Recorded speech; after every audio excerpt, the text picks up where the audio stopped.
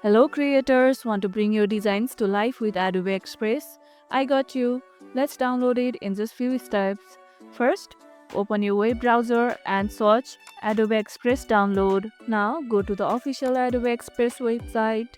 Scroll down a little and tap on Microsoft App Store. This will take you to the installation page.